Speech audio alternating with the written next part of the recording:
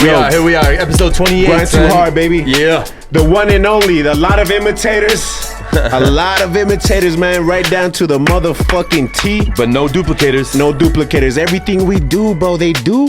Yeah.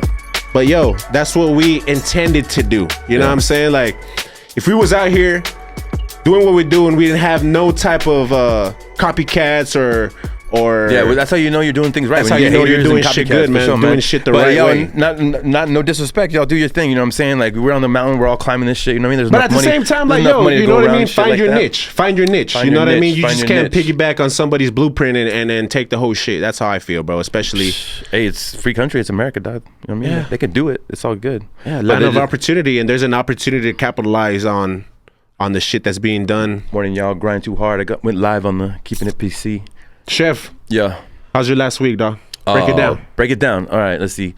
Normal cooking shit. Let's see. I went to an entrepreneur event. It was hosted by Elevate EP. So had a man named Sam Crowley. He came and talked about podcasting for the entrepreneurs that were there. Really, really cool. I can shout out Mr. Ruben Alvarez. He's a really, really great marketer. He's part of Marketing Hunters, and invited me to this event. It was really enlightening. I learned a lot as far as podcasting, and also the fact that not a lot of people had podcasts, and how not lucrative, but how well, not a lot of entrepreneurs have podcasts. Not a lot of entrepreneurs here in town have podcasts, and it's a good way to kind of convey your message at the same time promote your business. And that's what initially what we tried to do. You know what I mean? Like, we both have businesses. We just wanted to talk about, you know, how we can pay forward the blessings of, you know, being successful and stuff like that. So it turned into a lot more than that. You know what I mean? So and I found our niche as far as podcasting, motivational speaking, you know what I mean, and entrepreneurship. So being at that event made me think me and you could be on stage getting 10K for talking motivation, bro. Don't you think? 10K? Absolutely. 5 to 10K. That's what he said. And man, if Mr. Crowley was saying that if you're gonna go out on tour and somebody invites you to their event, don't charge less than 10K because we're worth that. You know what I mean? With your story, with your podcast, with everything that you do as far as your daily, be confident in that somebody else wants to do that. They just don't have the motivation. They don't have that gumption, and you can teach them, like, what did you do to get there? You know what I'm saying? Your story is going to make an impression on somebody. True. You know what I mean? Especially when it's real life. You know what I mean? We're not making some shit up. No, this is all real life. Everything we say is this shit's real not life. fabricated, dog. Domino was good. This is I got my boy Domino from Florida. I grew up with this cat. He's the one who sunned me, basically, when I was scared to be on the streets. This motherfucker used to beat my ass to make sure I was tough. Hell yeah. That's my boy. That's my boy. That's what's up. Yeah, for sure, man. But other than that, let's see. Saturday, Sunday, did my normal thing. Hang out with the kids, man. I'm making a routine now to see my kids more often. So, I mean, good days, good weeks, man. Things are good. Yeah, that's for sure, man. How was your week? It was good, dog. You know, busy, bro. Like, I can't say this enough, bro. I'm truly grateful for all the clients that I still have, man. A lot of these cats been with me for 10 years, bro. Right. I just had this conversation with one of my barbers. He's like, damn, bro, you cut up a lot of people. Do you cut up any, like, kids and stuff like that? I'm like, well, not so much, because the kids I used to cut up grown up now. Mm-hmm. You know what I mean? And that's what I was trying to spit game to this kid, because he was kind of reluctant on taking kids. And I'm like, yo, that kid's gonna grow up, bro. Mm-hmm. And you build that relationship with that kid that young, he's gonna look up to you. He's gonna keep wanting to come back to you. You know what I mean? So, very busy week, dog. I'm almost done putting in that extra station. I'm actually putting in 2 extra stations. I ordered some chairs off Amazon, man. They wasn't what they wasn't domestic. They wasn't what they were supposed to be, bro. And honestly, that's just like the quality and standard that I have in my shop. It wasn't fitting right, man. The chair just. So I gotta go out to Tucson to get the chairs that I want. I gotta go out to Tucson on Tuesday and go pick those up so I can bring them back to El Paso and, you know, have those 2 stations ready to go, bro. But the thing is, this is what I wanted to say. A year ago, I was begging motherfuckers to work with me, dog. Like, yo, bro, like, not begging them, shop. Yeah, but like, kind of like selling to them, like, yo, imagine you and me. Yeah, opportunity. Yeah, here's the opportunity. Presenting an opportunity. And now I completely stopped that. Mm-hmm. You know, even before Jam, I stopped. I said, I'm not going to fucking go out and beg anybody anymore. I'm going to fucking wait for people to come to me. Right. Jam came to me. And that's happening now? Almighty, Baby Joe. Right. You know, Will was there for a while. He parted ways. God bless him. How about Planet? Planet, you know what I mean? And Planet now we got Lou Counting Blues. He's with us too. Yeah. Now that I have these two little monsters, dog, like Jam, bro, I don't understand. If you guys get a chance, go see his IG, Jam Adrian. Go see his. If you're into cuts, if you're into haircuts, and you know real particular, see his page. This fool is a monster with it, dog. Yeah. Lou Counting Blues, he's right there too. So I feel like people are starting to notice and like, yo, Jam's there. Shit, why not me? You know what I mean? Yeah. And sure. I'm starting to get those people hitting me up like, yo, let me work with you. Yo, 9 a.m. Friday, every fucking Friday. Listen, share, subscribe, listen to that shit. But now I'm in the position to where I'm getting people that wanting to work for me, dog, and it's a blessed feeling because for a long time I didn't have that, bro, and it was scary. Yeah, for sure. It was fucking scary, bro, because the overhead by myself was ridiculous, dog. You know what I mean? It was getting to a point where I was actually thinking like, yo, this might be my last year. I might not sign another contract. Not saying like last year cutting hair, but last year there at that spot, I would have to downgrade. What do you think the difference has been? I think, you know, the proof is in the pudding, dog. Right. You know what I'm saying? Like the shop. hard work is actually paying off, and the blood, sweat, and tears that I put into my studio is paying off. Your brand. My brand. Drip Studios. And I'm not even done with it, dog. There's still stuff that I still want to do to the studio to make us there comfortable. Right. But I think I used to say this to my girl all the time, bro, because, you know, she don't really understand how business works. And I keep telling her, like, you got to put in to your business, number one, to build your brand, and number two, for those taxes. Come tax season, bro, everything you put into your business, that's a write-off, you know what I mean? So I kept pouring money in, sometimes even lacking at, you know, on the home front, like, yo, we need this. I kept telling her, like, let's get the business solid first. And I would always tell her, it's like that movie quote, if you build it, they will come. Yeah, for sure. And I kept telling myself that. If you build it, they will come. Every wall I put up, every fucking chair I put in, every fucking art piece that I paid to get blasted, every fucking, the floors that I did by myself, dog, the fucking restroom, the tile, everything I did, dog, is pretty much by myself, you know? And I kept saying that over and over and over. It sounds cliche, it sounds corny or whatever from a movie or whatever, but it's true, it's facts, dog. If you build it, they will come. And now, you know, it's kind of crazy how it worked out. The last 6 months of my contract, people were like, all right, now I'm down. Yeah. Which is, I'm like, bro, if it wasn't for these motherfuckers, bro, you got to remember that you got to think like, damn, where would I be next year? Yeah. Now I can actually see the vision still there. Yeah. Maybe the next level. Let's get more specific though, because obviously you build it, they will come. I mean, that's just simple and in a statement, but I mean, all the work that you put in, I mean, it involves, you know, the hard work, your actual physical work to put in, you know, to clean up the shop, to make it look the way it is. But your marketing aspect, you know what I mean? You're on social media, you know, making flyers, going door to door. I mean, you were peddling that drip studio, making sure people knew, dressed up. You know, you guys, you wear flashy shit, man. And that's your style. But that's my swag, bro. That's what drip that's studio who I is. am, though. I don't know any other way to be. You were out on the streets. You were in social media. You were in your shop daily. You know what I mean? Putting in that work. So it's just like you build it, they will come. I mean, it's pretty simple. I know people have their passions and stuff like that, but it takes a lot of fucking work day to day. The saying, you lose sleep, that quote type of shit. That quote is easy to say. Yeah. But the work that comes with it, it is hard work, dog. And I pride myself because, like, we talk about imitators and people that are trying to do the same thing in the same area that I'm in. You know what I mean? And I pride myself in that, knowing that I'm gonna be on top, bro, because it takes 2-3 of them to do what I did by myself. Right. I constantly say that to myself.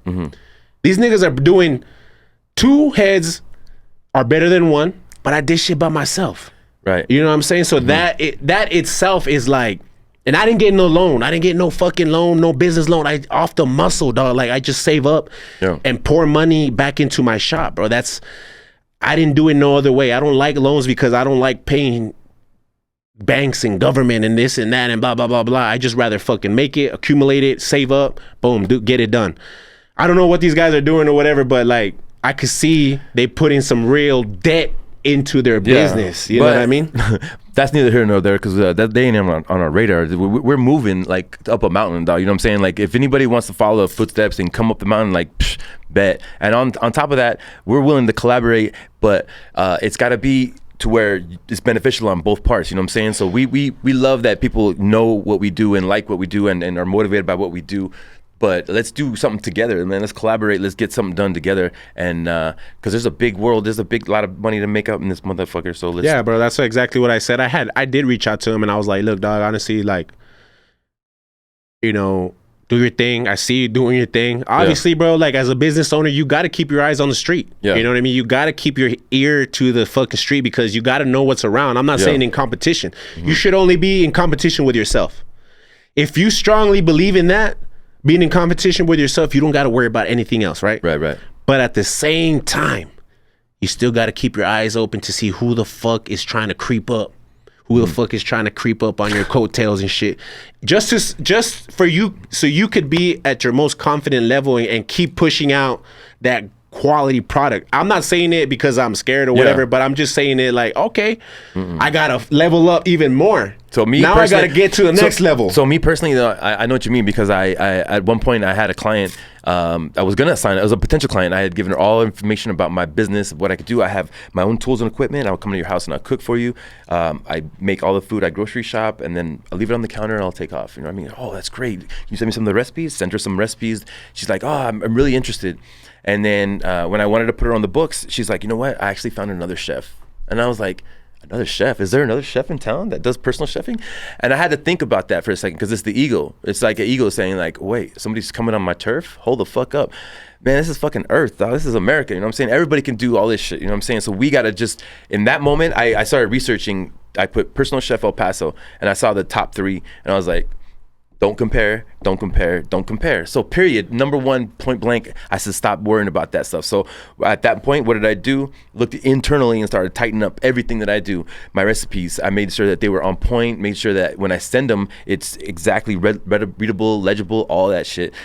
When I talk to my clients, I'm like, you know what can I do better? I know I've been with you for a year, but what are some things that I could do better? Is it, and I remember I always talk about this because it cut deep, but one of my clients was like, yeah, you need to step up your salad game. You know what I mean? And I was like, damn, thanks for being honest. I appreciate that. Because now every day I'm always like looking at salads, fucking avocado, kale, spinach, and all this shit. How do you put it together? Vinaigrettes and shit like that. And other than the recipes itself, what did you feel that you needed to tighten up other than the recipe? Because I know being on time, my cleanliness. Yeah, my cleanliness, bringing in an extra chef coat if I make one dirty and I go to the next house. I can't just walk in and be like, hey, oh, sorry, the last house was dirty. No, I want to present myself as a quality, you know, the highest quality at every house and stuff like that. So I started buying more chef coats, you know what I'm saying? And I didn't necessarily do the embroidery, you know what I mean? But I bought new chef coats so that I could look clean, you know what I'm saying? And because that's part of like the white chef coat is you want to portray cleanliness, sanitary and stuff like that. So I want to walk into every house and make sure that I'm sanitary, you know what I'm saying? So that's another thing that I looked into. I don't remember at that point if I had the apprentice or not, but it didn't really spur me to like, oh, I need to get more people, you know? It's just more like I need to tighten up what I'm doing, you know what I'm saying? Like, because I was for a little while kind of riding like, damn, I'm the only personal chef in town. Like, hopefully people start getting to know who I am or whatever. And then you hear somebody else is on the turf, you're like, oh shit, you know what I mean? Like, damn. Gives you a little fire, yeah, I know. But honestly, like, that's exactly what I'm talking about. Heisman move when you're like, boom, that's what it's got to be. It's like, nah, dog, like, you know what I mean? Like, settle down a little bit. Not even pedal down, just watch out, fool. Like, I'm doing my thing, you know what I mean? Like, eyes forward, you know what I'm saying? Like, not even looking back. Maybe looking to the side, like, hey, what's up, dog? You know what I mean? But like, boom, like, always going forward. And I, honestly, like, that competition, that ego, that shit like that can bring you down. I'll just be honest with you, dog. You got to fucking rise above that shit. No, for sure, bro. Like I said, when I found out that, you know what I mean? Yeah. People on our block or whatever. Yeah, so close. That's so weird. Yeah, bro. Yeah. Especially, I mean, that's the thing that bothers me. Yeah. You know what I mean? Just like, it's literally across the parking lot, dog. Literally. Yeah. But, you know, for the first few days, I was like, I can't believe it, bro. Like, I even got on IG and talked my shit. But just like you, I looked internally like, okay, now what I gotta do to lap these motherfuckers? Yeah, exactly. Lap them. Because I'm not trying to be in the race with you, dog.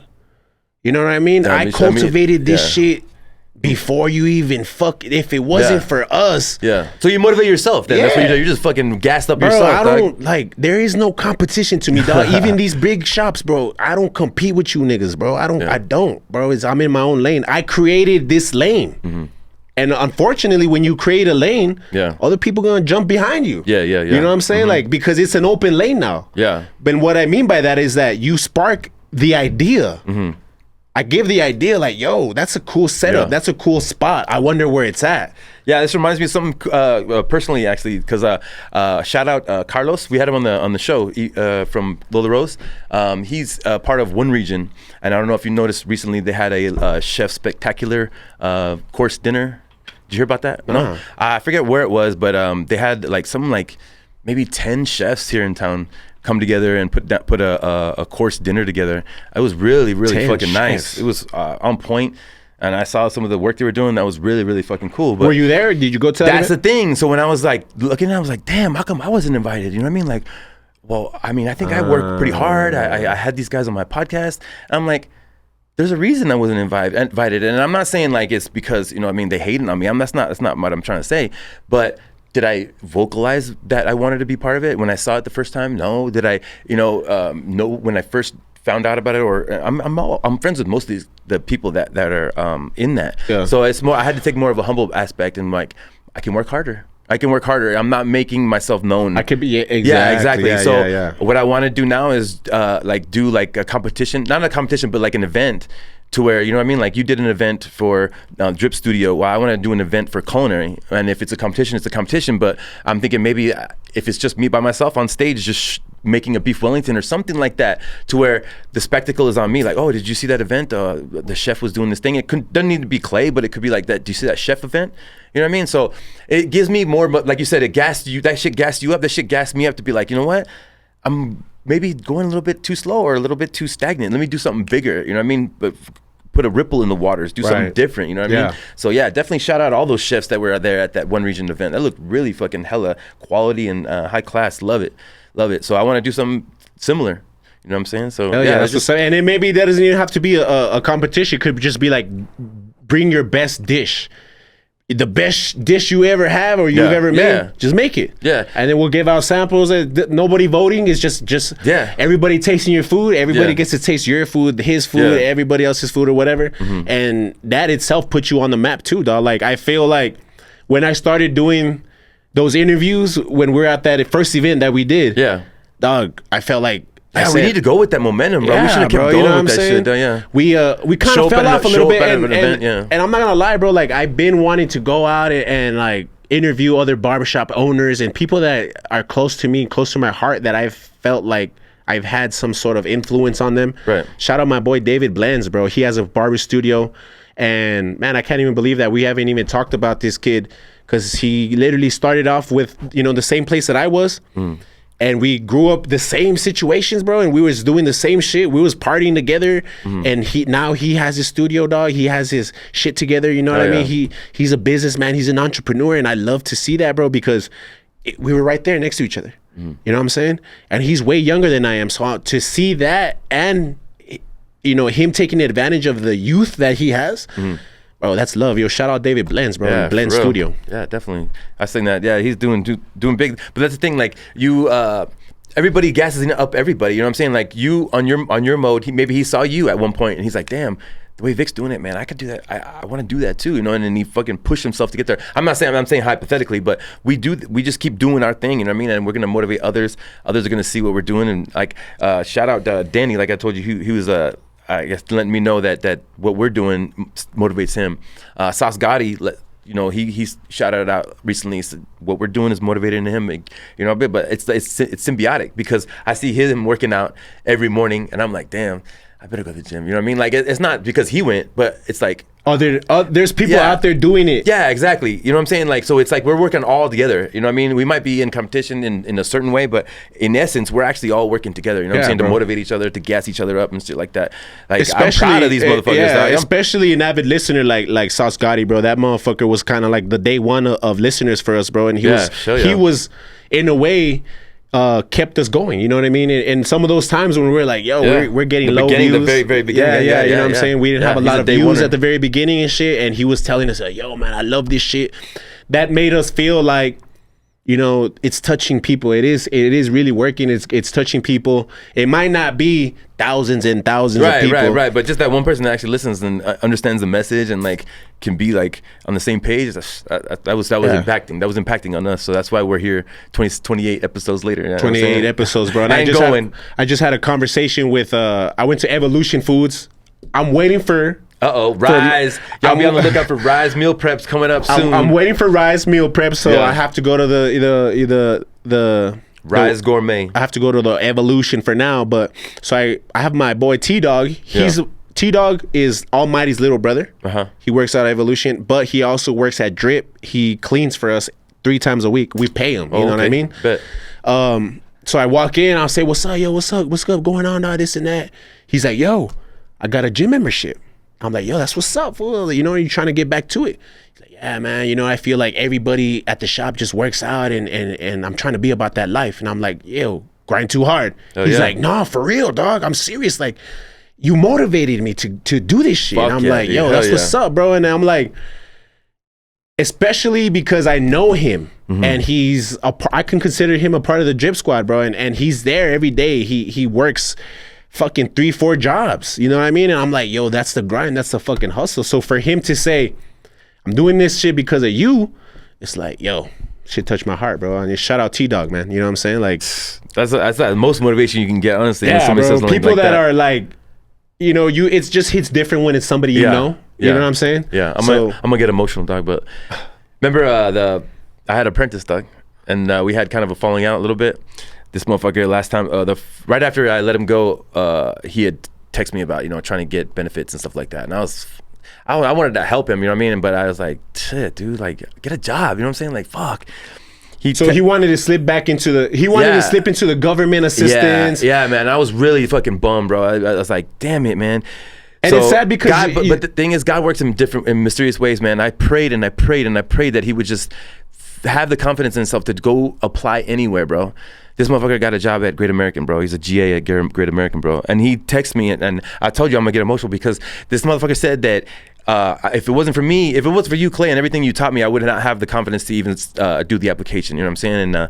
And he's got the job now, so I thank God. You know what I mean? That he does answer prayers. You know what I'm saying? And the word that I was speaking, like he spoke to me in the social media, and it just makes me feel like I'm doing the right thing, dog, because I did feel bad letting him go, you know what I'm saying? But I felt like it was the right thing in his world, you know what I mean, at his junction at 22 years old. So man, I'm so glad that chapter's over with, you know what I'm saying? I pray. You can kind of like, let your go. conscience is clear now. Yeah, man, in a way. I mean, I hope he keeps the job and he keeps excelling at that job, but in my mind, what happened was, like, as soon as he said, yeah, man, thank you very much, I'm so confident to be in this position, I let it go like that because I know from the skills that I taught him, he's gonna excel in the kitchen, bro. He's gonna be the fucking best fucking chef, bro. And if in the future we might be side by side competing against each other, dog, that would be a fucking hell of a story to hear one day. You know what I'm saying? So shout out fucking Joey, dog. I hope you fucking reach the top of the mountain, bro. No, for real, dog. Shout out Joey. And that's dope to hear, bro, because like the way you guys had that fallout, yeah, you know, some people could say it wasn't pretty or whatever, you know what I mean? It was just like, and no breakup is pretty, right? Yeah, we were at our wits, bro. Yeah, you know what I mean? You were at your wits, bro. You was just done, son. You had done as much as you could. Yeah. So for him to put his pride aside, because he hit you with the, all right, Clay. Yeah, dog. That was the worst, dog. He did cut me. You know what I mean? He cut you deep that time. So for him to kind of like step back and say, fuck, I still owe it to this nigga. Like, I still owe everything that I've learned. I don't think it was I owe you. It was more like, he said it himself. I know, but it wasn't like that. I know it. I know you didn't take it like that. Yeah. I know you didn't take it like that. What I feel, I'll leave it. What I feel is that he was just like, man, I'm gonna do this. Maybe I'll get this position. And he did it, and he did the interview, and they fucking hired him. He's like, God damn, who the fuck am I? You know what I'm saying? And then he's like, I'm fucking from Clay. That motherfucker taught me how to be a chef. You know what I'm saying? So that's what I think it is. He's got that confidence now, and now he's gonna fucking become his own. You know what I mean? That's what I think it is. And he's just kind of saying, hey, Clay, thank you, man. Like, sorry, whatever, but like, I'm here now. You know what, We're gonna move forward. Bro, like, we're gonna move forward, you know? The way, you know, it ended between me and Will, whatever like that. Yeah. Especially at the end. That shit kind of just was weak, yeah. was like sideswipe, like what the fuck. But even at the end, I told him, bro, I was like, yo, dog, like, do what you gotta do. God bless you, you know what I mean? Like, do what you have to do for your family. Yeah. You know what I mean? And I told him, I was like, I hope that one day, truly, bro, that you cultivate this straight entrepreneurship that I've tried to show you. Yeah. Maybe even get your own business so you could see that shit ain't easy, bro. You know what I'm saying? And you'll understand why I was the way I was with you. Yeah, you know what I mean? That's the only thing. And still, there's no animosity towards the kid, bro. Like, I know you keep me up to date with him because I don't follow him anymore or whatever. Yeah. But you keep me up to date with him, and you tell me he's doing good. He keeps posting pictures. And, yo, I don't want to ever make you feel like, oh, he's against me. He's trying to see me lose. Nah. Because you're not there with me, I want to see you win even more. Bet. I want to see you win even more than my actual barbers that I have with me, because I know I'm winning, they're winning. Yeah. So if you're not with me no more, I want to see you even more. I'm rooting for you even more. Hell yeah. Because that's going to be a test. Like, I knew that fool. Mm-hmm. You know, now he has his own business. Yeah. Now he understands what the fuck is going on. Now he's truly in it, where he's like, yo. How old is Will? I think he's like 24, 23, 24. Yeah. Young still. Yeah, young dude. Yeah, it takes a while, because I think at that age you're like real tough. Like you like fuck, I'm an adult now. I gotta fucking make it. And then you know what I mean. Like you don't really know the you don't have the history to go back on. You know what I mean? Like, oh, this has happened to me before. Let me go about it a different way. And who knows, bro? Maybe it wasn't, because not everybody grows up the way we grow. Right. Some people have a good life. Yeah. And I think the good life, when you grow up like that, and you have a good life and you have a good upbringing, it's harder for you to make something of yourself, because in a sense, everything's kind of being handed to you and shit, because you have a good background, you know what I mean? People, you have support system and shit like that. Yeah, and that parents mean well when they do that, but I think they got to still instill the lessons that they learned to get to that point. You know what I'm saying? They're not just be like, ha, mijo, look, this is what the life's about. Yeah. Here's some money, go enjoy life. You know, like that's not it. A real hustler's gonna get it out the mud, bro. And I'm honestly, like, I'm fucking proud of where I came from, dog. I'm Lafayette and North Loop, bro. Lafayette and Yarborough. You know what I'm saying? Like, that shit made me who I am. I would never, if I have the opportunity to say, and God said, I can take you back and you can have both parents in your house, I don't think I would choose the same, bro, because I wouldn't be who I am now. Oh shit, yeah. You know what I'm saying? And honestly, you got to look that shit into perspective also. Like, if you at least halfway better than you were a fucking year ago, yo, you winning. If you wake up with breath in your air, I don't know if it was, with breath in your fucking lungs, you're fucking winning, dog. You know what I'm saying? You another day above ground is a good day. That Kobe mentality, man. Every day, just get better. You know what I'm saying? Better than yesterday. That's all that matters. Chase perfection, motherfuckers. Exactly. It's impossible, but the chasing it puts you ahead of everybody else. Don't settle for shit. Hell yeah, man. I just saw a video recently of Kobe. He was dead ass serious. He's like, I sweat in practice. I sweat just like I would sweat in the game, because I'm putting all my effort in the practice because I want to get better. That's what practice is for. I want to get better.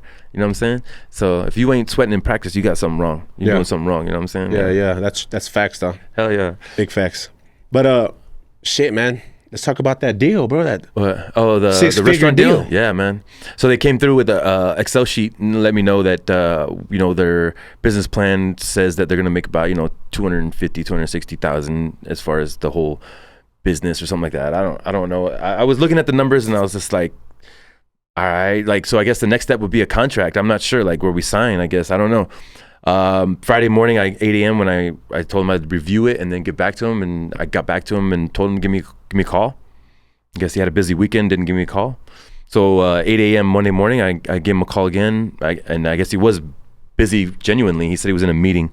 So I just said, no big deal, just give me a call, so we can talk on the phone, you know what I mean? And nothing. So So when it came about 3 o'clock, I was and it was Monday, which is my fucking grind day when I go to fucking 3 houses. You can't be waiting around for no call. Bro, I had no time to wait around no more, no matter what the offer was. You know what I'm saying? So shout out Mr. Dickie Williams, bro. But I apologize. Yeah, I had to decline that offer. You know what I mean? Thank you for considering me in the position, but I'm worth way more than that, man. Especially the lack of communication. Lack of communication. Yeah. Imagine if I took the position and then I'm like, hey, I'm waiting on an order, or I need some, funds for this, or hey, the restaurant's on fire and shit like that. So, hey, man, no disrespect, but I think the restaurant business needs a lot more attention than what you're starting off with. So, good luck in the future, but I'm gonna go forward with my own business, which is the keeping it PC, personal chef service. And then I have my clients that I have already on the roster, and I told them what the deal was. I said, I was honest with them all. Listen, somebody's coming at me with a six-figure contract, and I have to take it seriously. You know what I mean? So this is what we're talking about. This is what we're doing. Oh, congratulations, Clayton! Like they're really like supportive in what I had to do, but at the same time, they were like, "Are you gonna take it? Are you gonna take it? Are you gonna take it?" You know what I mean? So they were interested too, because I've been the chef for at least 3 families for at least more, each one at least a year. My longest family is 3 years. To see if they needed to find another chef type shit. Like. Exactly. So in that moment, I learned my worth, because I said, between 3 clients, I bet you I could make that much. And I told them, like, so by January, I want to renegotiate the contract. Oh yes, absolutely, that sounds great. Like without batting an eye, you know what I'm saying? And you know what, dog?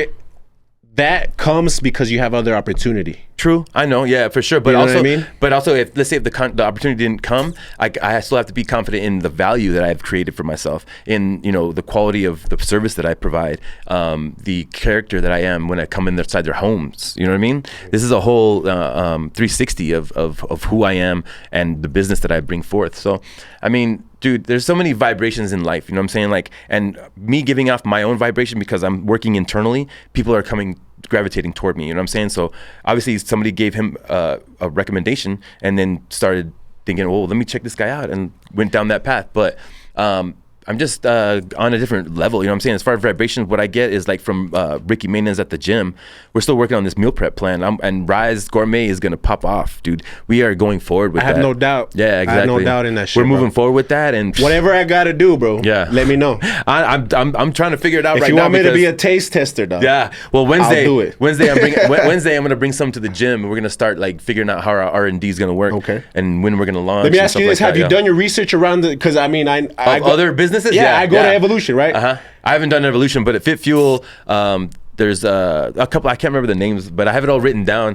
But have you like gone and like tasted their food and see where the quality is? That's part of the research what I want to do. So I'm gonna go buy meals, bring them. You know what I mean? I'll have let's say I'll make 20 a day or whatever. We'll be in the gym tasting those, plus tasting the Fit Fuel, plus tasting. You should do like the Pepsi challenge and shit, where all of them are unlabeled. Oh shit! Get like three. Let me just tell you, without being cocky. You would know which fucking food would mine, dog. There's no way in hell you would be like, I'm not sure. There's no way, period. There's no way, dog. That's pure confidence right there. That's pure confidence, dog. I know what to put in a fucking meal prep. My problem is you're going to microwave it. So I've been trying to work around that idea of, okay, so, because I hate, when I cook for you in your home, and I cook meals for your family, it's 4 meals, and then you put them away in your fridge and you can recook them.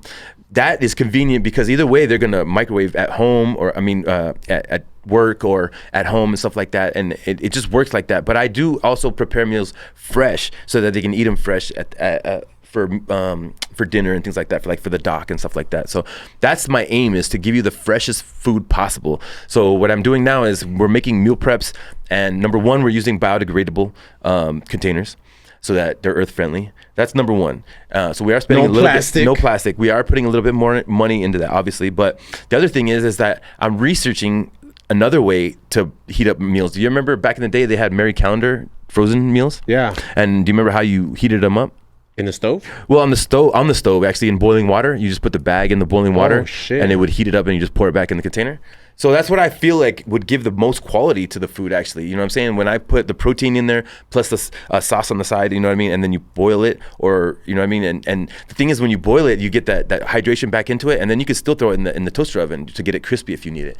So I'm really researching in how to get the best quality out of the food, not just give you 400 calories, and make sure you have your carbohydrates and micros and stuff like that. You're going that extra mile for the quality, the taste. I'm going for quality. So if you go for Rise Gourmet meal preps, it's for quality. And you know what I mean? I know these athletes, dude. I see them. They're sponsored by Fit Fuel, and they're eating that stuff, and it's great, bro. It's protein, it's flavor, but it's not a lot of flavor. And the quality of the spinach and stuff like that, dude. There's ways to keep it fresh. You know what I'm saying? So that's what I'm gonna bring forward to the market. And I know Ricky has my back as far as marketing and pushing the product. He's actually in the works of making the logo, and then we're gonna start slapping that on our meal preps, and then getting a social media manager. He's already working on that. So it's in the works, but like we're already finished with the business planning. Now we're putting forth like the research and development of the product and stuff like that. So yeah, that's what's up. For sure, man. So like there's so many things that are popping off, you know what I'm saying? Like, but it's internally, like, you know what I'm saying? Like I was always waiting for the opportunity. I remember I used to sit back and be like, I work so damn hard. Why isn't somebody like handing me an opportunity? You know what I mean? Even at the restaurant I used to work at, I was bartending, chefing, I was waiting tables just to get a full schedule to be able to, provide for my family, right?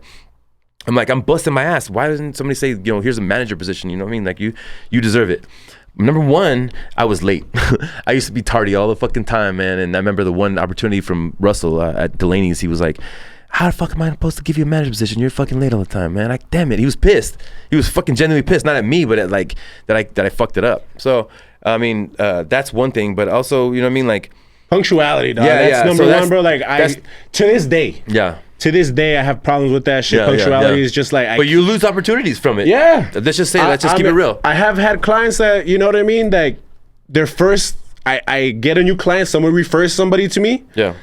And, shit comes up. Yeah. And I'm like, yo, I got to reschedule, man. I'm sorry. I didn't want to come off like this your first...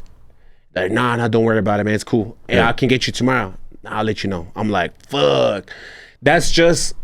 fumbling the bag, dog. You know what I'm saying? But shit comes up. Yeah, it does. Honestly, life is life. Life is life, bro. Yeah. And that's why you got to move on from that and not fucking. Yeah, I mean, I'm not gonna say a dime a dozen, bro, because like I said, I cherish every client and everybody that wants to do business with me, bro. Like I love that shit, man. I can't be more grateful for that. Yeah.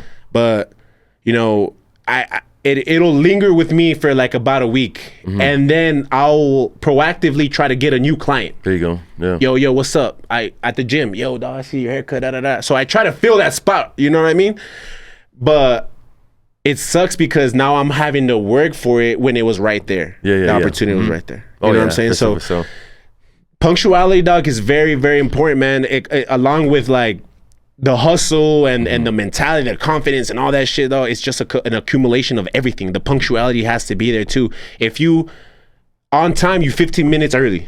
If you on time, you late type shit. You know what I mean? If you 15 minutes early, you on time. If you on time, you late. Yeah, dude. And that's the way you got to do it, man. You got to think about like when you show up to your job. I heard this comment where this boss, it was about an actor or whatever, and the actor was 15 minutes late, and the director or whatever said, you got to think about how you're going to make those 15 minutes up to me. Okay. Right? Nice. Imagine if your client, us as barbers, we're late all the time, bro. It might be because the first client was late or you or whatever, but imagine if a client sat down in your chair and said, how are you going to make those 15 minutes up to me? I got somewhere to be. You know what I mean? We'd be like, I wouldn't know what to say. Yeah. Because time is something you can't get back, bro. You know what I'm saying? Yeah. Especially us as barbers and nail techs and fucking tattoo artists, estheticians, everybody who controls their own schedule. They kind of say, well, this is my schedule, but you're not worried about your client's fucking schedule. It reminds me of a time I remember one time I was on time for a dinner, dude, and I was like all set and I had all my stuff, and I was like, I didn't have my chef coat on, bro. Damn. I showed up without my chef coat on, bro. It was so weird. And then, so I brought all my stuff in, and I was like getting ready to set up, and I was like, damn, I'm gonna run to my house to get my chef coat, bro.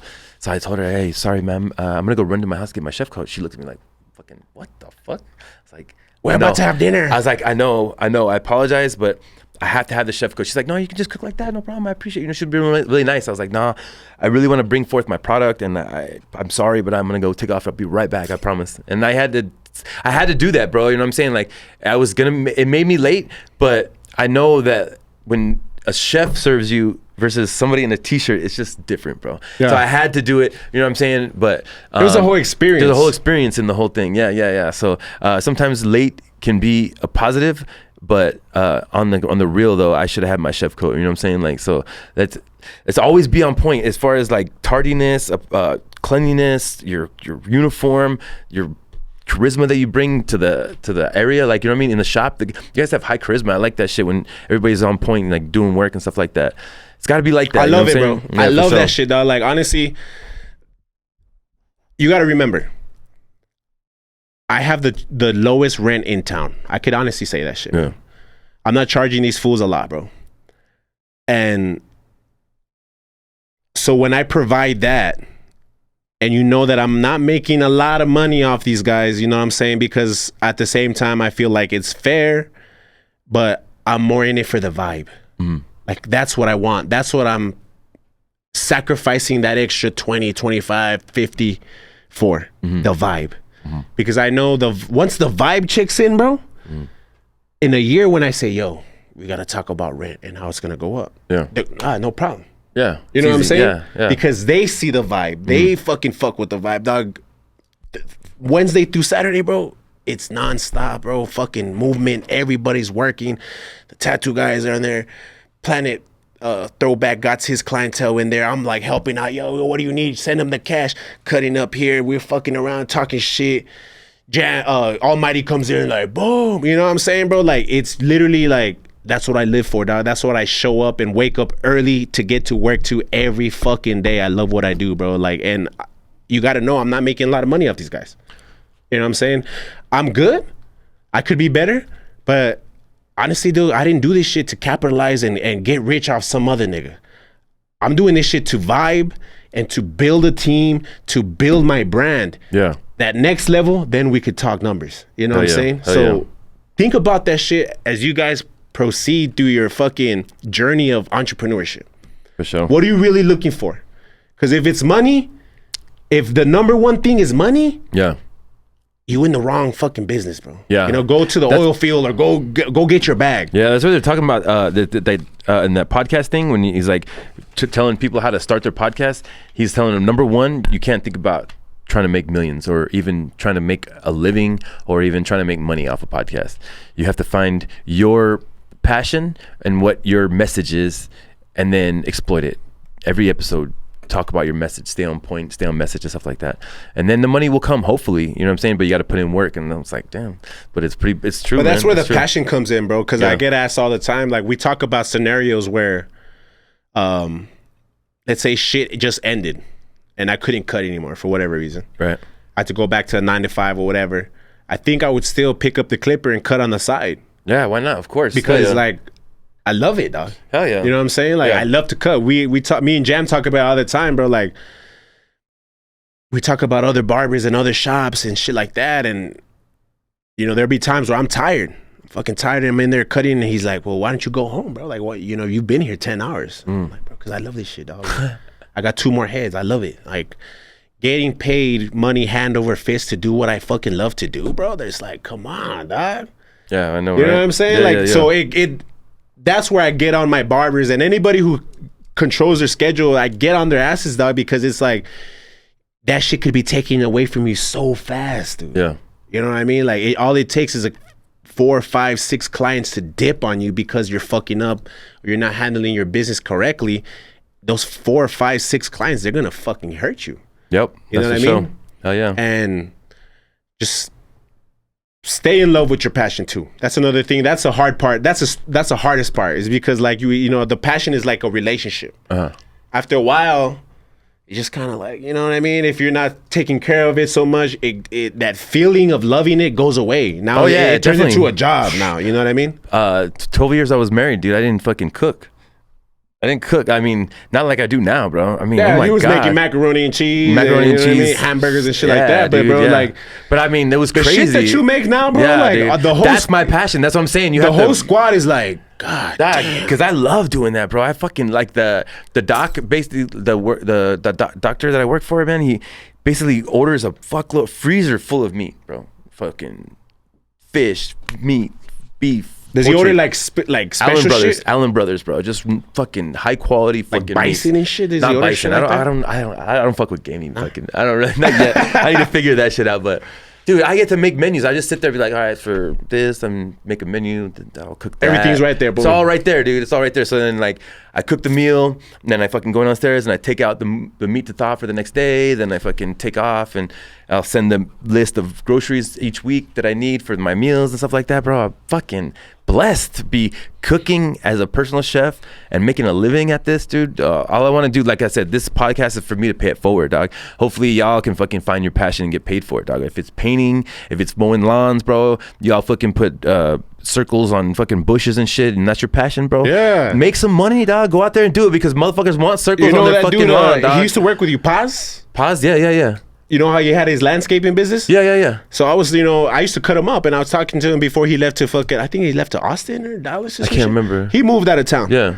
I cutting him up, and he'd always ask me questions, bro, about business and how should I do this and my taxes, Yeah. And I'm like, yo, like, I asked him one just straight out, like, yo, like,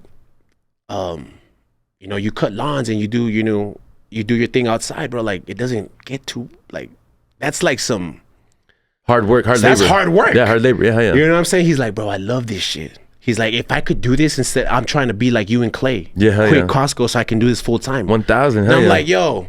Hell yeah. That means that you can find a passion in anything. Anything. This nigga's outside burning up, sweating, grass going everywhere, dog. Fucking on his hands and knees clean. Bro, like, that's his passion? You know what I'm saying? It kind of like boggles me, bro, because it's not. I couldn't do that for a living. Yeah. You know what I mean? I couldn't be outside all day for a living, bro.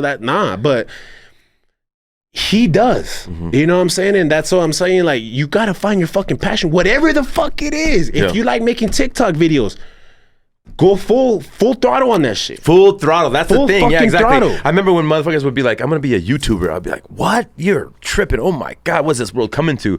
And then I realized what YouTube can generate. And I'm like, y'all hit the pedal because y'all can make some money. Yes. Y'all can really take care of your family. Right now, bro, being a YouTuber straight up. I'm not shying away no type of idea. Yeah. Even gaming. When I see it, when I talk shit to y'all, and I'd be like, y'all fucking play games too much. You'd be sitting there fucking playing games.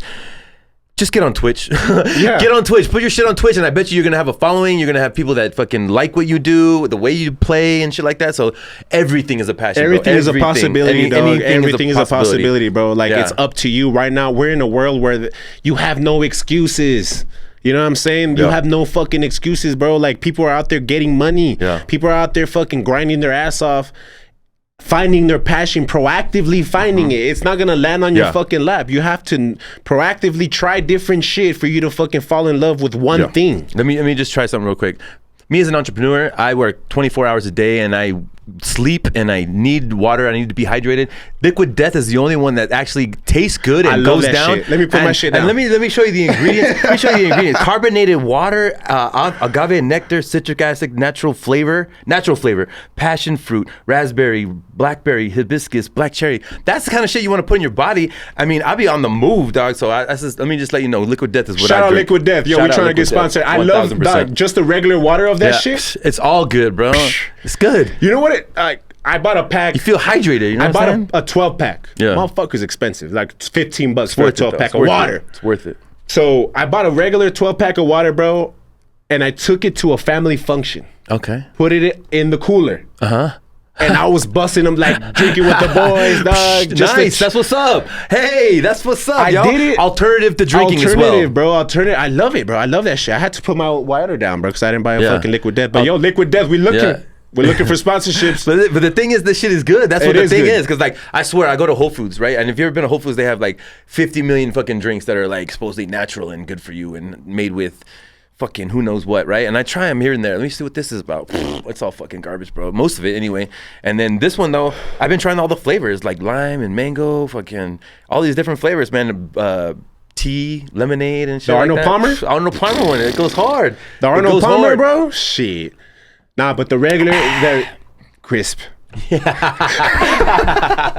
I'm saying? Hey, hustle, y'all. Chris, get your hustle on, man. Seriously, get on the Liquid Death, man. Yeah, there's a million ways to make money. What's yours? Yep, straight up, dog. But What else, man? What else? else Let me give you some information about that. Get into the event that you so went let me talk through, about Elevate EP. They have another event coming up. It's going to be October 7th at 9 a.m. They're bringing in a guest. She's going to talk about leading with intuition, empowering work and family relationships. So that's obviously any entrepreneur can use this information. It's $10. It's going to be at the Paso del Norte. If it was, anyways, the last one was at the Paso del Norte. But I was invited by Ruben Alvarez. So we got VIP. We don't gotta pay for this shit. Maybe, I don't know. I doubt it. No, not yet. Not I'm yet. just kidding. We gotta work symbiotically. It's, I'm just fucking around. Mr. Ruben Alvarez from Marketing Hunters, he invited me, man. He said, you know what? The Saturday there's gonna be an event. I think you'd like it. Just like that. And I was like, let me check it out. I went, $10, sure. Bought it, and then I went back. I was like, thanks for inviting me. But little I didn't know, it was Paso del Norte. They gave you breakfast, bro. Like when I walked in, it was like a continental breakfast. Sat down, drink. We had 2 local entrepreneurs, 2 other entrepreneurs that talked about their come up story real quick and give us some tidbits. I can honestly say that some things that I learned were pretty cool. Conditions are, so unconditional love. Like they talk about you should always you want from your partner unconditional love, but that's kind of false in a way, because that entails conditions are the expectation. I don't know. That blew my mind when I started thinking about that. Another thing is vulnerability is credibility. So when you actually like me on the podcast, I'm completely honest. I don't lie about nothing, and I'll tell the truth. You know what I mean? So that's that vulnerability, but it also gives credibility. People are listening, and then they're like, "Well, I believe this motherfucker." You know what I'm saying? Because he comes with it. So I think that's fucking badass. Another little word. Somebody said how what's it mean or whatever, and it's honest, open, and willing. And I think, how are you gonna get things done? Honest, opening, and willing, right? Honest, openly, and willingly. Yeah, if you have a problem, how are you gonna get it done? I like that shit. Yeah, I like that shit too, man. So how are you gonna get it done? Yeah, honestly, yes sir. Openly, yes sir. And willingly. Absolutely. Remember that shit. Yeah, I like that a lot, man. See, these are some of the things that I wrote down basically. But shout out Mr. Crowley. That motherfucker was talking about podcasting, like. Man, let me ask you this, dog, to defer. I'm gonna just kind of go off ground. No problem. You just denied that six figure deal. It's money, bro. It's just money. Yeah, and it's just a number too. It could be a billion. But this was your first big offer. Yes, sir. Right. Mm-hmm. What did you learn from that? What did you learn from saying no to the money? What did you learn from saying no to the money and to the person that you were going to be dealing with for whatever amount of time? See, before I would have jumped at the money, like, let's say I was working at Costco, somebody offered me that. I'd have fucking done backflips, front flips, and fucking crawled and fucking swam on the floor and then fucking signed with my blood, bro. It's just like, that's how much I hated the situation I was in, bro. I was in like a fucking burning pot, and I was just like hating life. But now I've created a life that I love. You know what I'm saying? Like, I'm a good person. I'm kind. I get respect from other people. I have a business. I have a podcast. I'm really confident in the person that I am now. My kids' relationship is not where I want it to be, but I feel confident in that we're going to grow, and they do respect the person that daddy is as far as working and providing and stuff like that. So I'm in a good spot. That's what I'm saying. So I'm in a good spot. So when money comes my way, I can say, no, thank you. You know what I mean? Like, it's easy to be like, no, thank you, because I bet on myself. I look at myself versus that money, and I'm like, shit, I'll be making $1 billion in fucking 5 years. So why am I worried about that? Is this opportunity that golden? I don't think so. So that's why I had to pass it up. You know what I mean? I just let it kind of roll down the fucking hill. But it's cool because like I had a dream, dog, that I was climbing a mountain, but it was like rigorous. Like I'm sweating and almost like done, like cashed.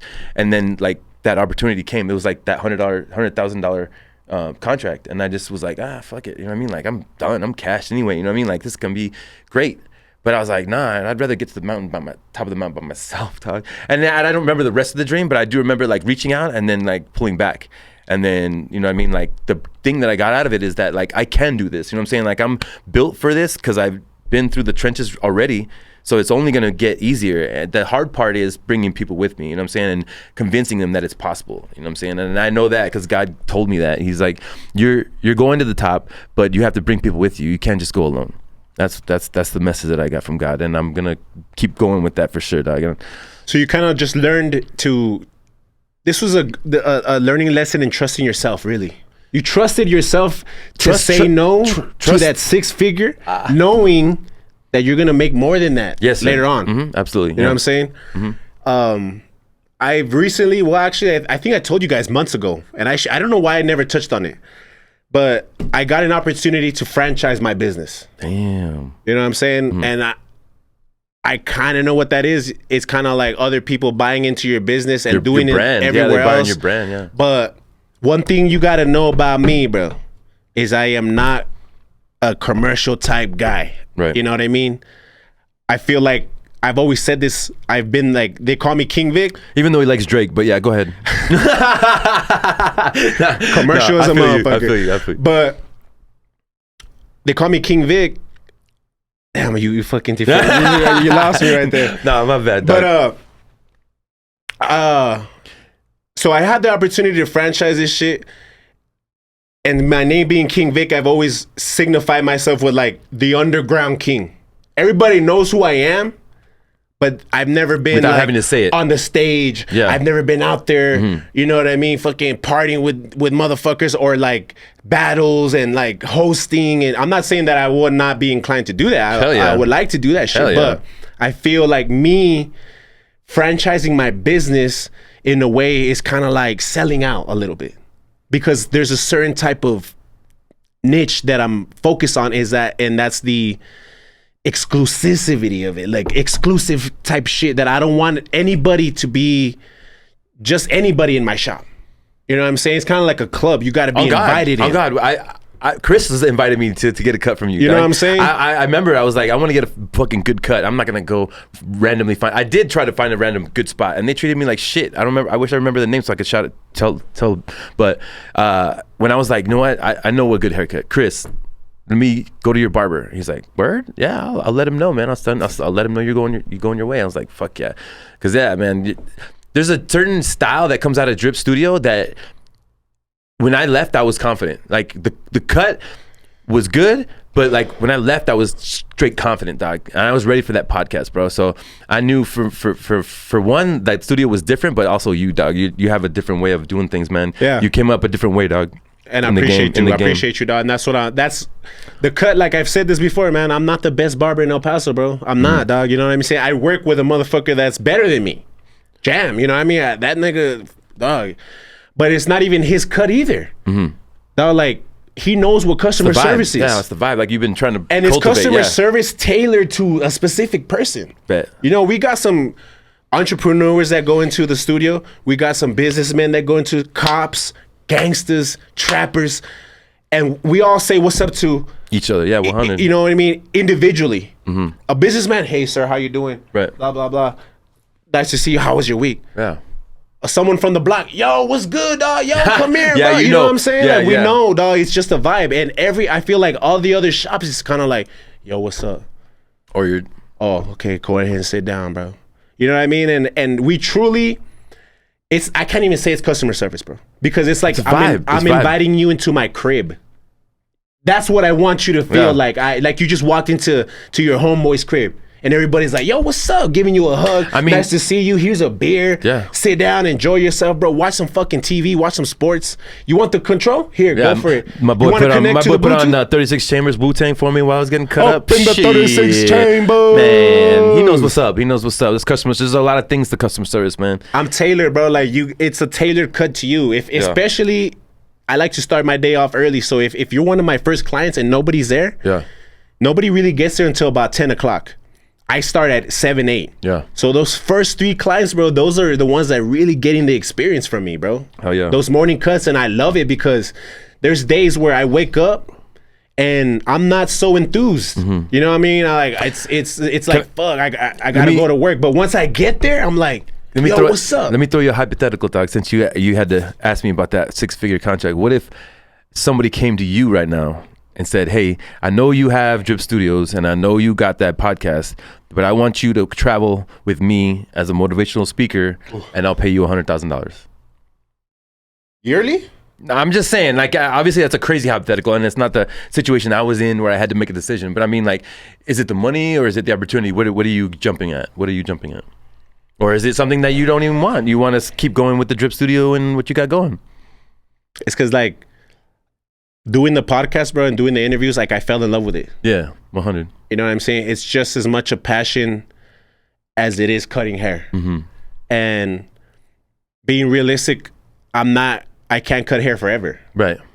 So like doing this is kind of like the foot in the door of like what could be. Hell yeah. So if somebody offered me, yo, I gave you 6 figures to go talk about your personal experience, shit that you've been through, how could I pass that up? Nice, dude. Yeah. But I mean, what happens to all my clients? I still got love for them. I still want to see them. I still want to be in contact with them. I still like. Are you gonna send them birthday cards and shit or what? I mean, I would have to. Life to me right now, bro, is about balance. Yeah, for sure. So that opportunity would tip the Richter scale. I would have to find that balance so I could do both. And honestly, I would work at that. I would work at doing both. But obviously, cutting back on cutting hair to do that is a possibility. You know what I mean? I would jump at that opportunity. Yeah. But hypotheticals are hypotheticals though, man. Because like honestly, I go by vibration, I go by vibes, and I just know for a fact that I just get more vibes from the things that I've created. You know what I mean? Like meeting Ricky, that was a whole coincidence, dog. It's not like he pursued me and we like, it was just a coincidence, a complete coincidence. Okay, let me ask you this. At the beginning, when he hollered at you, he didn't holler at me, bro. So at all. How did that? I'm telling you, I go through my IG, dog, and I respond to everybody, and I see other shit, and obviously when you see Ricky, it was like I can recognize it. I saw him I had a fucking gas station, bro, and I was like, oh shit, no, not Ricky Mayonnaise. I'm talking about Dickie. Oh, Dickie. How did that come up? So I guess he said that one of my clients one of my longtime clients, Mr. Christmas, I've been with him for like at least 8 dinners, I think. Recommended me to one of their friends, Marcy. Marcy actually knows Dickie pretty well, so I think maybe they were just jamming. Like, I think I'm gonna reopen this restaurant, blah blah blah. And then she said, "Well, if you need a chef, this guy's cooked for me." Maybe I don't know what the specific word was, but then he hollered at you. And then he hollered at me. Okay, that's what I wanted to see. Yeah, I guess when he first hollered at you though. You gotta admit there was kind of like that shit, like. But it wasn't money at first. It was just like. But just the recognition. I'm not talking about money. I'm talking about recognition. I'm talking about like. But it could have been Chipotle. He just said that there was an opportunity. You know what I mean? Like I didn't know when I walked into the restaurant and I was like, "Fuck, this is." Where is it at, dog? It's 2900, dog. Right next to Pizza Joint. Where it used to be 2900. He's gonna rename it. Okay. Yeah. Downtown. Yeah. Downtown. So not downtown, but like, you know where Don Haskins is? Across the street where Chipotle is right there? Okay. Oh, okay. Yeah, so. True. Because there's a pizza joint downtown too. Yeah, there is. There's another one. Yeah. So this one is basically like, when I walked in though, I seen the motif, seen the aesthetic, and I'm like, damn. He showed me what he wanted to do, where he had upstairs, like dome bar upstairs, and then he's got like really nice bar. And the kitchen wasn't even touched, but it was like still all brand new equipment and stuff like that. I was like, so what did you got me going? That's when I was like, oh shit, what is going on now? He's like, well, I'm gonna do this, that, and the other, and I want you to be the chef. Da, da, da. I'm like, try to like, pretend like I'm okay. I'm like, remember Dave Chappelle when he bought the weed at the fucking dispensary? Yeah. He's like falling over and shit. I was trying to hold myself up, dog. I was trying to hold myself up. That was a great time, honestly. I really felt good about myself at that point. Yeah. The recognition, the work that I had put in, and just that.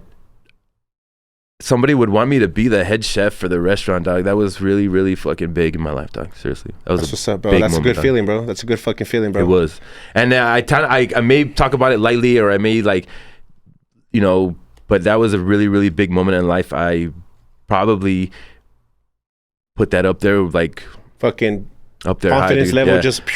Not confidence though. It's just validation, man. Like, because like. I worked a lot, man. I swear to God. You're going before Costco. I used to work a lot, bro, really fucking hard. And I used to pray really fucking hard that somebody would notice what I have to offer, not just my food, but like my work ethic. You know what I'm saying? Yeah.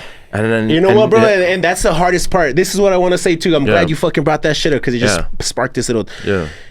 As an entrepreneur, you gotta go sometimes 2-3 years without any type of validation. I did. No one's watching you work. Nah. Because most of the time nobody's gonna go out of the way to make an opportunity for you, create something for you. Yeah. Yes. Yeah. And dog, this is how I felt like the first fucking 2.5 years. I was working so hard, bro, and I would literally sometimes go home and like so frustrated, like almost crying because I knew I was putting in work. Right. I knew what I was doing was deserve more. It deserved more, bro. So when I wasn't getting that validation, I was like, what the fuck, man? Like, I'm gonna fail? Am I gonna That's fucking tough, fail? man. Yeah, I know. I've been there, man. That's tough, man. As a man, to be in those moments at night, like trying to go to sleep and you get like, what the fuck? One thing I have to say to you motherfuckers, man, stay the fucking course, bro. Yes, Don't let up for nobody. Your mama, your girl, nobody, dog. You got this shit. If you believe in it, and you working hard, truly working hard, because people say I work hard all the time, and you don't see it. But I can truly say I fucking work hard, dog. There you go. I fucking bust my fucking ass. At that point, when you work that hard and you believe in yourself that much, keep going. Keep fucking going. I'm telling you, because like this is a cliche, and I've seen it, said, but that moment in that heat when you're feeling it the worst and you're ready to give up, it's like the mountain is almost there. You're about to cross over, dog. You're about to make it, you know what I'm saying? And keep going, seriously. Like, cause like I didn't need that validation. I wasn't asking for that. I had let that go a long time ago. And in fact, I was always thinking about like how I get bigger, how the business will get bigger. How do I hire more chefs? Do I, what do I do to get the business bigger? This just fell in my lap, dude. And it was like, validation, man. And I don't know if it's from God or if it's just from like the universe saying like, I think those are little signs he does put out for you, bro. Yeah. Cause he sees us working, dog, and he sees us that we're human beings, dog. We crave validation. We're human beings. That's true. We just want to know. We just want to know that somebody else respects what we're doing or sees us, or that we're going in the right way. That's all I want to know. Yeah. I'll keep doing this shit if I'm going the right way. Right? You're just lost. I'll keep doing this shit if I'm going the right way. You know what I mean? Like you're in a cornfield, like just fucking. You know what? Like I'm gonna keep going. I picture like a pitch black oceanfront beach, and you're just running, dog. You don't see shit in front of you. Yeah. But the belief of you going somewhere, is what's helping you fucking keep hitting that stride, keep fucking going full throttle, full motion to that sprinting there. Like, you gotta fucking keep going. You gotta keep fucking pushing through. Like, I know it gets fucking hard. Trust me, I fucking know it gets hard, bro. Like, I give it up to other barbers and other barbershops, bro. Like my boy Breezy, he owns Just for Fades. Shout out Breezy, dog. You know what I mean? We come from the same shop that we used to all work together, Jam, me, and this fool. He opened up his own shit, and just now he has his spot full of barbers, dog. He has like 10 barbers, 10, 12 barbers. I was having trouble with 2. I was having trouble finding 2 fucking barbers, bro. Sheesh. I could imagine 12. Shit. And then corralling them. And then next thing you know, I'm on his page and he's got a full house. That's what's up. It just happens like that, dog. Yeah. And I'm sure he felt like giving up. Just like I felt like giving up. You know what I'm saying? Like, the moments where you fucking feel like you're gonna give up, that's when something's gonna fucking happen, bro. You gotta believe that shit. Endure. Yeah, you gotta endure that shit. For sure. And that, bro, like, I don't know, man. It's just like, it feels good. It's scary. It's fucking nerve-wracking. It's anxious, dog. Like, if you're not ready for all these emotions, don't get into it. You know what I'm saying? Come with a plan, have your plan secure, and then execute that shit. And you know what I mean? Me, I just jumped into it. I said, fuck it, I'm gonna do it. I'm gonna be successful no matter what. No one can tell me otherwise. And I had to believe that full-heartedly on my own for 2.5 years before some motherfucker gave me a fucking chance and said, I'm gonna ride out with you, dog, because I believe in you now. Yeah. So the belief is a lot, man. The belief is a lot. The hard work is a lot, dog. But in the heat of the battle, when you got to learn from all your L's, man. You got to really fucking learn from all your L's. I got to let you know straight up, like I've been smoking weed a long time, man. Seriously, like I remember I used to steal my dad's weed in fucking high school, or so. I basically been smoking weed like every day since I was like 14. Let's just say that. And I've tried to quit from my ex-wife, and I've tried to quit for these certain reasons, but number one, I'm an entrepreneur, so I just gotta focus more. So I've always been like, I just gotta get this out of my life. Well, going to the gym and being a kickboxer, like, you could really fucking start hacking up some shit, man. Fucking hairballs and all kinds of shit, man. and I want to get better, bro. I want to fucking not be like Muhammad Ali or nothing like that, but I just want to get better as far as me, because I'll tell you straight up, like I've lost some fights, man, and the reason is because I don't know how to fight. My dad never taught me how to throw blows. I just learned from watching him kick the shit out of people. He was just a dominating ass motherfucker. No, he can fight, and he was the type of person that didn't wait for the first punch. He just fucking deck you and knock you the fuck up. He was like UFC fucking not letting you get up and shit. So I was like, all right, that's what I gotta do. You know what I mean? But if I can make the first hit, I'm good. Yeah, but that's the thing though. I wasn't working for me, man, and I would get in fights because I was so aggressive like him and shit like that. So like it was just bad.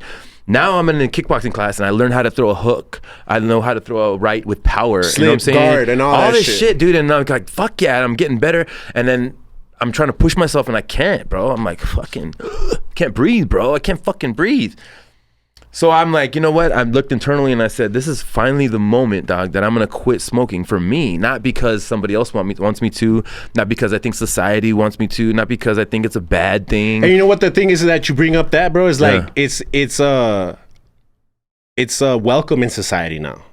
So it's not because right, of, that's you the know other thing too. Yeah, exactly. It's all these shit that you're doing it for you. Yeah, for me, period. For yourself. Yeah, and that's what I'm saying. So like, I've had these. Let me ask you this: do you feel like, because you say you've been smoking, you know what I mean? So, would you consider you're addicted to weed? Exactly, a chemical addiction. I have a chemical addiction to getting high for sure. Then, yeah, and I realized that because now that I quit, it's been since last Monday that I actually stopped smoking. You know what I mean? Like, and so I'm like thinking like, okay, so I just quit, right? And then, but I have these moments where I'm like, you know, especially like at the end of the day and I'm home and I just worked a long day. At night, you can't fall asleep. All I can think about is like, I just want to chill, dog. That it's not like I want to get high. It's I want to chill, bro. Cause like I have my mind going like crazy.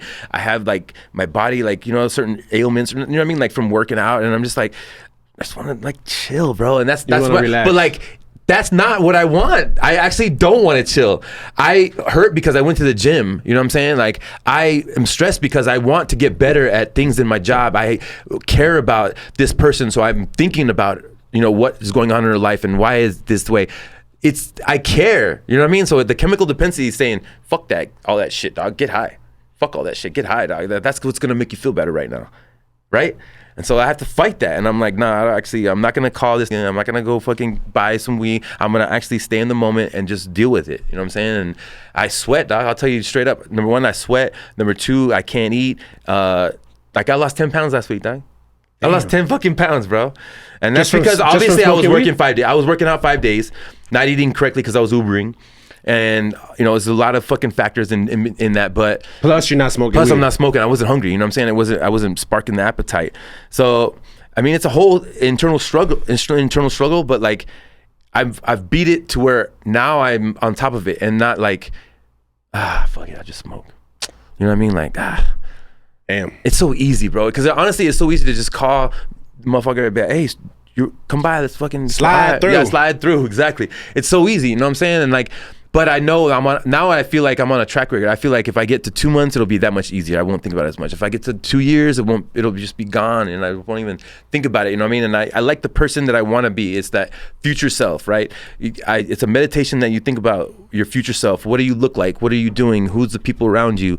You know, like what it looks like, where your house looks like, you know, and how happy are the people that are around you and stuff like that. And I just want to be that person, you know what I'm saying? And I know that to the fullest extent. And I swear to God, like if you think like smoking like is chill, like it is, you get a great mood. But the thing is like my brain power has doubled, dog. I really feel like I see things clear. I don't regress to be like, fuck, I mean, I just get home, dog. I just want to fucking chill, dog. Smoke a dub. Seriously, like I'll lose the moment. I'll be in something, I'll be like, fuck, I just want to go home and fucking smoke. You know what I mean? Now I'm in the moment. I stay in the fucking moment. I don't have nothing to fucking think about. And I'll never be alcoholic. Just to let you know, my mom was an alcoholic. I just know the demon that alcohol is, so I'll never be alcoholic, dog. So thank God, you know what I mean? Like I can go home and have a shot and just fucking go home and chill, you know, whatever the case may be. But I feel like normal. I'm feeling like I'm getting back to a normalcy rather than, what's up, bro, because you know? dog, I seriously, since 14, I'm 41. I've been smoking every single day, dog. Every single day. And there might be like little spurts here and there where I wasn't, but for the most part. For the most part, every single fucking day, bro. And you know what, bro? That one thing about addiction, dog, is like because you could be addicted to anything. You really can. Chocolate, sugar. Sugar is the most addicting, dog. More Coffee. than cocaine. Yeah. Yeah, hell yeah. Coffee, fucking Oreos. Yeah. You know what I'm saying? Like, whatever. Birria tacos. Birria tacos. Birria? Yeah, birria? Birria.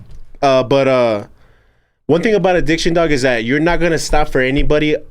The only person you're going to stop for is your fucking self. Yeah. I had to learn that the hard way, you know? I had to crash and burn to kind of see like, yo, I don't want this life.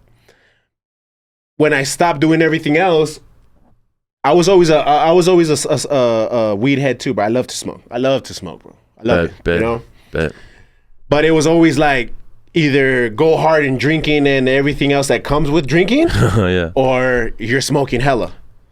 Dog, that you is know the what I'm saying? It's kind of like I can't even consider myself. Dog. Great perspective. I can't even consider myself completely sober, and sometimes I do feel like a phony saying, "Yo, I beat." But this. that's perspective, dog. It makes so much sense because I know the struggle. My mom used to drink so much, or she used to get so fucked up that she had to drink to come down, dog. And I know that whole cycle, dog. It's a cycle. You just need to binge on alcohol, then to binge on cocaine, to binge on alcohol, to binge on cocaine. Cocaine.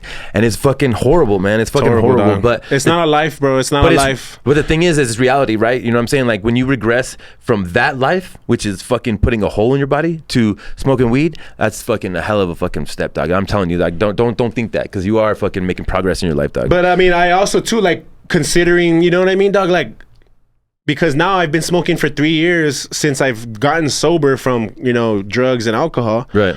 I've been smoking, you know, and it's kind of like fucking with me a little bit. Like just like how. Well, we don't need to. Well, I mean, like we're not trying to demonize it, but like no, at all. Yeah, no. Because it's, dog, this is the thing, bro. Like I can definitely see the benefits. 1,000. Yeah. And I'm a example of that shit. Bet. I'm high strung. I'm high anxiety. My mind wanders. I have ADD. Yeah. Like, I mean, it's medication, dog. Right. So when I smoke, bro, I'm just like, okay, right where I'm supposed to be. 1,000, dude. And I can still get shit done, dog. I can still go about my day. I can still fucking handle business or whatever. But now, more and more, like these past, you know, 4, 5, 6 months, I'll smoke like once a day. I used to wake and bake. Yeah. And then maybe at the shop, get to the shop and then hit it a little bit so I won't smell all day or whatever. But now it's like, okay, I look at the blunt and I'm like, I'm going to wait till tonight. I go to work clean. I go to work focused. There you go. But I'm like, yeah, I'm fucking cleaning and cutting hair and fucking this and that. And it's like hard to focus stuff. It's going to get better, dog. And that's what I pray on. I just keep telling guys, like, I know it's going to get better. I'm not saying help me get better or give me strength. I'm just saying I know it'll get better. You know what I mean? Like, it'll get better because it's rough, dog. It's bro. I mean, like, but we got to be able to deal with daily life, like without the fucking that shit. You know what I mean? Like, you know what, dog? My shit, it's like I could go all day without smoking. Yeah. Easy. But once I got to fall asleep, oh, bro! Like I've always had issues sleeping.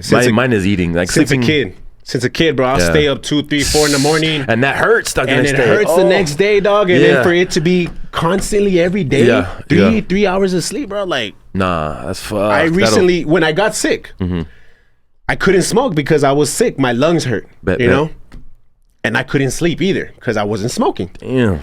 That third day, bro, when it was like, I literally, in those 3 days, I must have slept like 6 hours.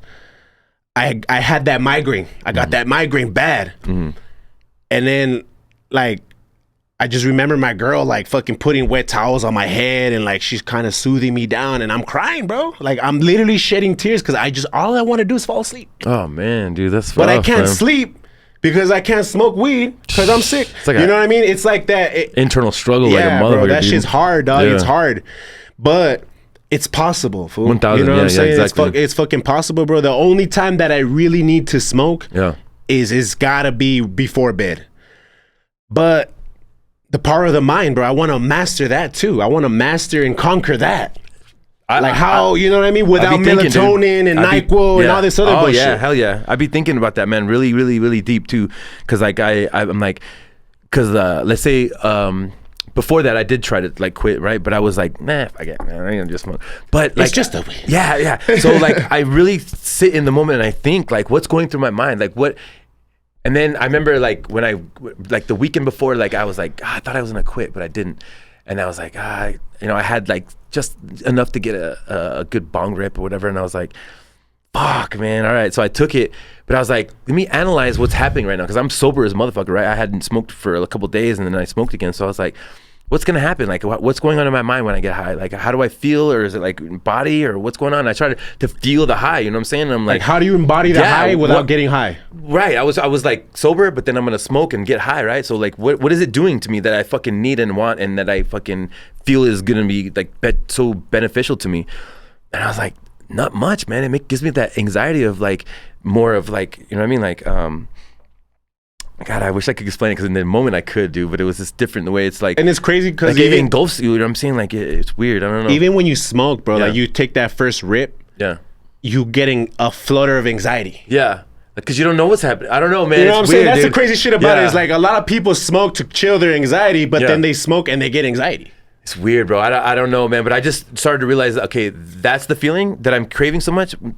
I could do without that. I could really do without that because like it demotivated it. The most thing that it did, it demotivated me. Like I was flipping through records and I was listening to this and I was writing stuff.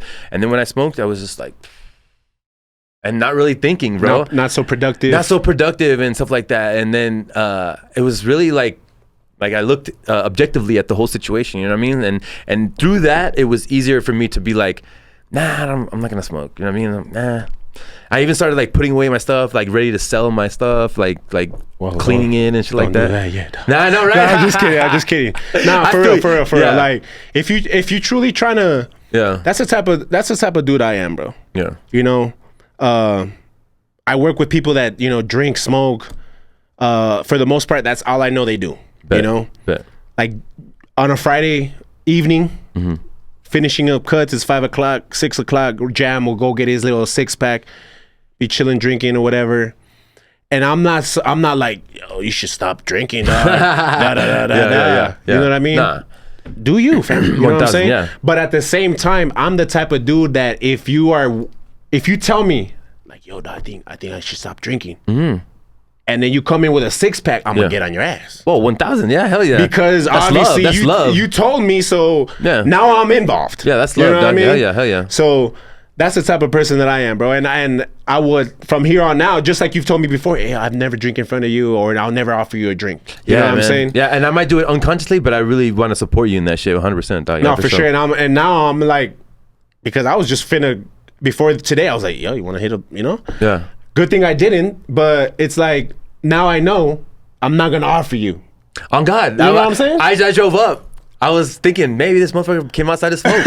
On God. And I was like, but I wasn't like I'm quit. I quit. You know what I mean? I was just thinking like he came outside to smoke. You didn't though. You came outside and you did whatever. I don't even know, but like I was just waiting for you to come in. Bet. And then we just went in. I didn't even think about it. I didn't even mention to, hey, you got it. You know what I mean?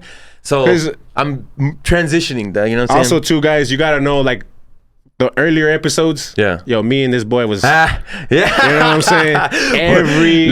Every pre-show, we're a little litty, you know what I'm saying? And now, it's like we haven't done it.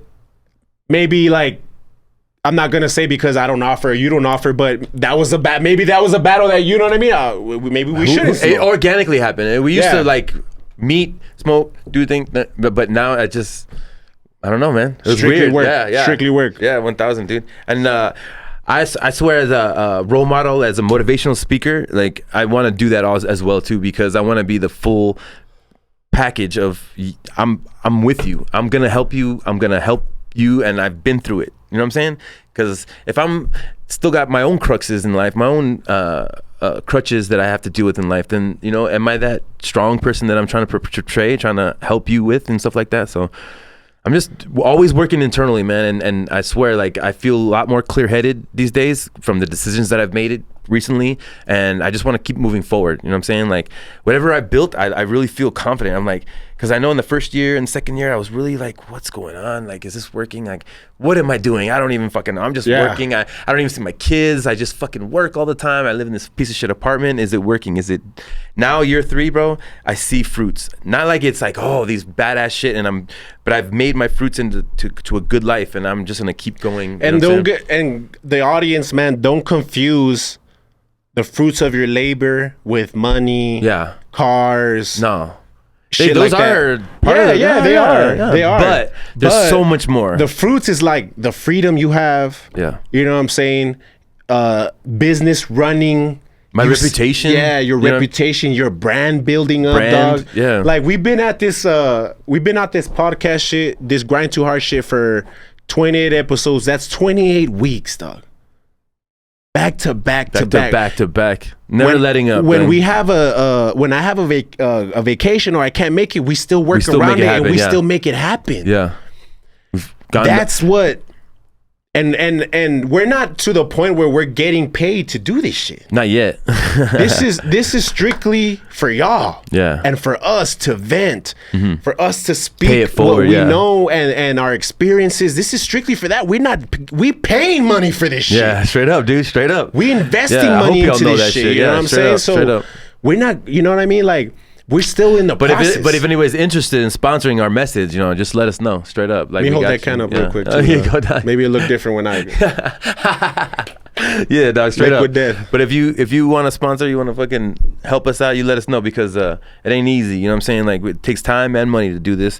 But at the same time, I do feel the fruits of people saying thank you for that episode, and name 5 fruits that you've gotten in the last 5 years, dog. Other than money, 5 fruits. Other than fruit, like my daughter. You know how you get a Father's Day card and it says love your daughter Skylar, blah, or a heart or a picture. Nah, she took the time and wrote, like, I see how hard you work. It makes me proud, and oh my God. I wanna do like you and stuff like that. So it was about a whole paragraph, man. And I don't even know if I got through it because it was so fucking.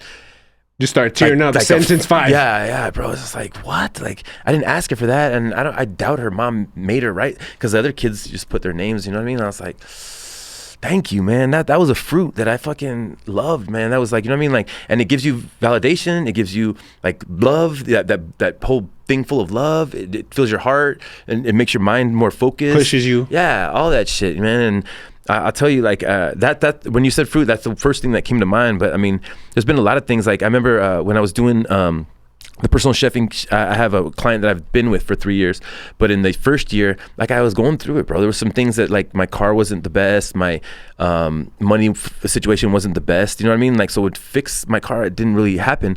I was like, you know what, for the next 2 weeks, I don't think I'll be able to show up, but this is what's going on. They're like, oh, no problem. We'll go pick you up. Dog, they live off of Artcraft. I live off of fucking Airway, yeah. They came and picked me up for for all that, and I was like, man, this is crazy. And I was like, maybe they're just being nice. You know what I'm saying? They pity me in that way. But that's your mind. You just take the blessings. Those fruits come your way. I mean, you're gonna fucking basically slapping God. You know what I'm saying? Like, when those fruits come your way and all those blessings come your way. So, I mean, there's so many more, but there's so many more, man. Joey's being one. I didn't think that was a fruit. I thought I fucked that up. I thought I needed to do penance for that, but God showed me that actually it just happens to work out that way. Sometimes tough love is that way. He was still looking out for Joe, dog, and you know what I mean, because God knew that he was kind of weighing down on you a little bit. You know what I'm saying? Thank God, man. Yeah, thank God for sure. For real. Yeah. But I don't know, man. What's some fruits? Dog, we got to end this episode, but I want to hear your fruits. I want to hear your fruits, bro. Like, me having a baby, bro. Like, there you go. My girl being pregnant. You were worried about that, man. I was worried about. I could see you praying on that every day, man. I talked to you about that shit, bro. I was worried, and I was like, oh shit, because you guys got to remember that 3.5 years ago, 4 years ago, I gave up on being a father. I didn't see myself being a father because of how fucked up I was, and I didn't want to be a father. I didn't want to be a father in the way that I was. And then after that, you thought you messed up your body. Yeah, and after that, I thought I had fucked up my body internally so much that maybe was it even possible? So it was like 2 fruits right there. My girl getting pregnant, and then God letting me know you're good. Yeah, like, just keep going. You're healthy. Yeah, stay blessed. What I'm saying? Stay blessed. Another fruit, though, is probably just business going, just functioningly how a business should. I saw you change your attitude when Jam came on. Not because he's your friend, not because I think just having a strong employee come your way and actually sign with you, I think you that really helped you. That was a big fruit in your. Yeah, for sure, bro. It honestly, bro, like we leech off each other in a good way because we fucking like feed off each other's energy. For sure. You know what I mean? And when I was by myself, it's hard. It was hard to keep that energy. You know, so that's another fruit too, bros. Everybody that's there with me, the team that I've built and the team that I've cultivated together, that we all came together at the same time, bro. Like that itself, like I said, I'm not making money off these guys, bro. Yeah. You know what I mean? I'm paying my overhead. That's it. Yeah. I said that like I mean, it's not a fruit that you were like, oh, Jam's gonna make me money. That's not what the fruit was. The fruit was, damn, this motherfucking all-star wants to sign with me. Like, as much as I've been talking to him, he's ready. Man, this is the time. You know what I'm saying? I've seen you like kind of change gears. You know what I mean? So that's it, bro. Honestly, like it's no. Another thing that I want to say is I'm gonna hold off on getting the whip. Yeah, for sure. You know, because I thought about it and I was just like, I have a down payment to a car. I could get in this bitch today. Yeah. But then I was like, my shop still needs a lot of work. I still need 2 more stations. Like, I need to be able to invest more into it. And that was kind of like the restaurant thing, man. That, like you could have gone this way and like you deserved it. You know what I mean? It was there, but you were like, nah, I'm gonna hold my cards. I'm gonna wait. I'm gonna keep fucking exactly. I'm gonna invest in myself. Exactly, more. dog. And that itself right there is a fruit too, because it's like I could have had a brand new shiny car. Hell yeah. But that's not a fruit. Nah, I would rather not the fruit we were talking about. I would rather have 2 fruit as far as employees. 2 new employees that you can cultivate. That I could fucking mold and put together. Yeah. That's what I'm looking for, dog. And the vibe is just gonna be hell yeah. You know what a fucking badass way to end this episode, man. It's fucking always good to talk to you, Jam, on this fucking podcast, bro. So y'all fucking stay motivated, stay positive. Yo, grind keep going, hard. dog. Every Friday, 9 a.m. 9 a.m. on Friday. Subscribe, share, listen to that shit, man. I'm telling you, this shit works. We're also looking for guests. If you guys have an idea, if you guys want to be on the fucking show, let us know. Hit my DM, hit Grind2Hard or Chef Clay. You guys have a good weekend. For sure. Stay up, y'all. Peace.